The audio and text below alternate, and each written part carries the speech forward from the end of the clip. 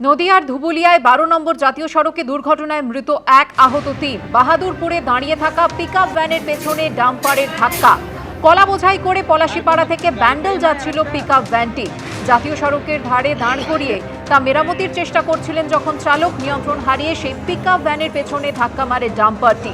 আহতদের শক্তিনগর জেলা হাসপাতালে নিয়ে গেলে একজনকে মৃত ঘোষণা করেন চিকিৎসকরা। নদিয়ার ধুবুলিয়ায় এই দুর্ঘটনা। ১২ নম্বর জাতীয় সড়কের ওপর মৃত্যু হয়েছে একজনের, আহত হয়েছেন ৩ জন। বাহাদুরপুরে দাঁড়িয়ে থাকা পিকআপ ভ্যানের পেছনে ডাম্পারের ধাক্কা। কলা বোঝাই করে পলাশীপাড়া থেকে ব্যান্ডেল যাচ্ছিল পিকআপ ভ্যানটি। রাস্তায় খারাপ হয়ে যায় তা। জাতীয় সড়কের ধারে দাঁড় করিয়ে মেরামতির চেষ্টা করছিলেন চালক, আর তখনই নিয়ন্ত্রণ হারিয়ে পিকআপ ভ্যানের পেছনে ধাক্কা মারে একটি ডাম্পার। আহতদের শক্তিনগর জেলা হাসপাতালে নিয়ে যাওয়া হয়। হাসপাতালে নিয়ে যাওয়ার পর একজনকে মৃত ঘোষণা করেন চিকিৎসকরা। আর কোনো গাড়ি ফাড়ি নাই? আর একটা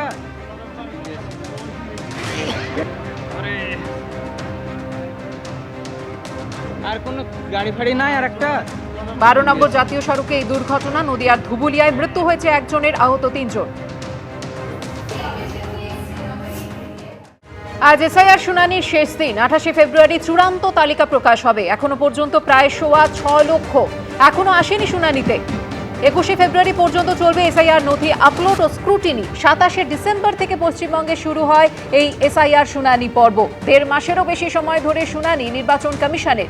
লজিক্যাল ডিসক্রিপেন্সিতে প্রায় ১,৩৬,০০,০০০ মানুষের শুনানি। শুনানির গোড়া থেকেই হয়রানি এবং ভোগান্তির অভিযোগে সরব রাজ্য। শুনানি চলাকালীন পর্বে একাধিক বিডিও অফিস শুনানি কেন্দ্রে তাণ্ডবের ঘটনা ঘটে। আমরা দেখেছি ফারাক্কা, চাকুলিয়া, বাসন্তী, সন্দেশখালী সহ একাধিক বিডিও অফিসে ভাঙচুর চলে। শুনানি আতঙ্কে একাধিক ভোটারের মৃত্যুর অভিযোগেও সরগরম হয়েছে রাজ্য রাজনীতি। শুনানির জল গড়িয়েছে সর্বোচ্চ আদালতে।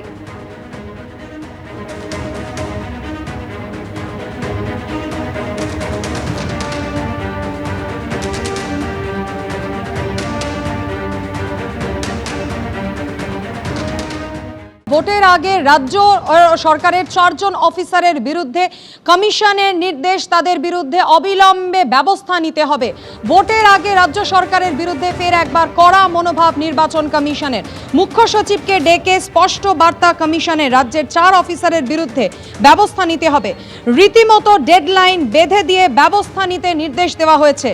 বারুইপুর এবং ময়নার ২ জন ইআরও এবং ২ জন এইআরওর বিরুদ্ধে আগেই রাজ্য সরকারকে এফআইআর দায়েরের নির্দেশ দিয়েছিল নির্বাচন কমিশন, কিন্তু সেই নির্দেশ অমান্য করা হয়েছে এমনটাই অভিযোগ রাজ্য সরকারের বিরুদ্ধে। গতকাল মুখ্য সচিব নন্দিনী চক্রবর্তী তাকে ডেকে পাঠানো হয় নির্বাচন কমিশনের সদর দপ্তরে, এবং তারপর এখন যেটা জানা যাচ্ছে রাজ্যের এই ৪ জন অফিসারের বিরুদ্ধে অবিলম্বে ব্যবস্থা নিতে নির্দেশ দেওয়া হলো রাজ্য সরকারকে। একেবারে ডেডলাইন বেঁধে দেওয়া হলো। ১৭ই ফেব্রুয়ারির মধ্যে এই নিয়ে কমিশনকে রিপোর্টও দিতে হবে রাজ্য সরকারকে।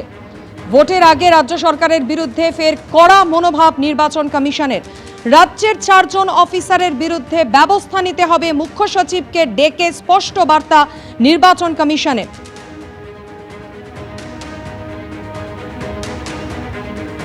রুমা পাল আমাদের প্রতিনিধি এই মুহূর্তে আমাদের সঙ্গে টেলিফোন লাইনে রয়েছেন। রুমা, এই ৪ জন অফিসার, তাদের বিরুদ্ধে আগেই এফআইআর দায়েরের নির্দেশ দিয়েছিল নির্বাচন কমিশন, কিন্তু সেই নির্দেশ অমান্য করা, ফের একবার রাজ্য সরকারকে একেবারে ডেডলাইন বেঁধে দিয়ে করা নির্দেশ।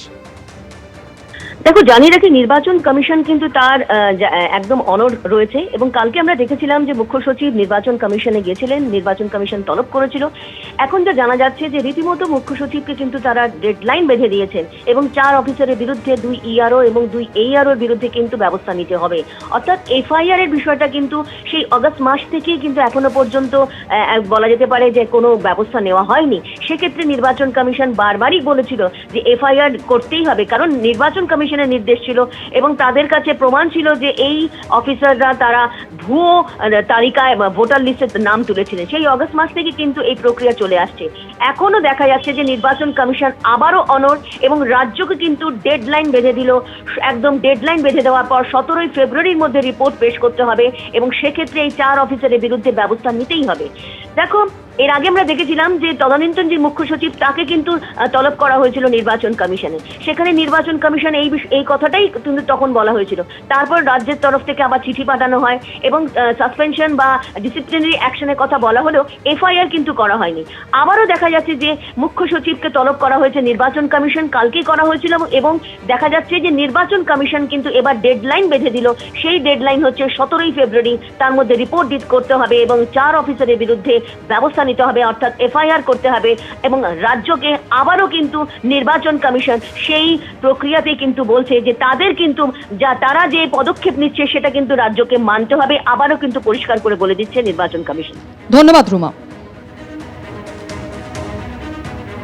ঠিক যেমনটা আমাদের প্রতিনিধি জানাচ্ছিলেন, গতকাল ঠিক আমরা কি দেখেছিলাম, নির্বাচন কমিশনের তলব দিল্লিতে মুখ্য সচিব নন্দিনী চক্রবর্তী। রাজ্য সরকারের বিরুদ্ধে একাধিক নির্দেশ অমান্য করার অভিযোগে তলব করা হয়েছিল মুখ্য নির্বাচন কমিশনের দপ্তরে এবং জ্ঞানেশ কুমারের সঙ্গে প্রায় 1 ঘন্টার বৈঠক হয়। 4 অফিসার ও 1 ডেটা এন্ট্রি অফিসারের বিরুদ্ধে এফআইআর এর নির্দেশ অমান্য, বসিরহাট 2-এর বিডিওকে সাসপেন্ডের নির্দেশ অমান্য করার অভিযোগ ওঠে। 3 ইলেকটোরাল রোল অবজারভারকে বদলির নির্দেশ খারিজের নির্দেশও অমান্যের অভিযোগ। এইসব অভিযোগেই নন্দিনী চক্রবর্তীকে দিল্লিতে তলব করা হয় কমিশনের তরফে। জ্ঞানেশ কুমারের সঙ্গে প্রায় 1 ঘন্টার বৈঠক হয় নন্দিনী চক্রবর্তী।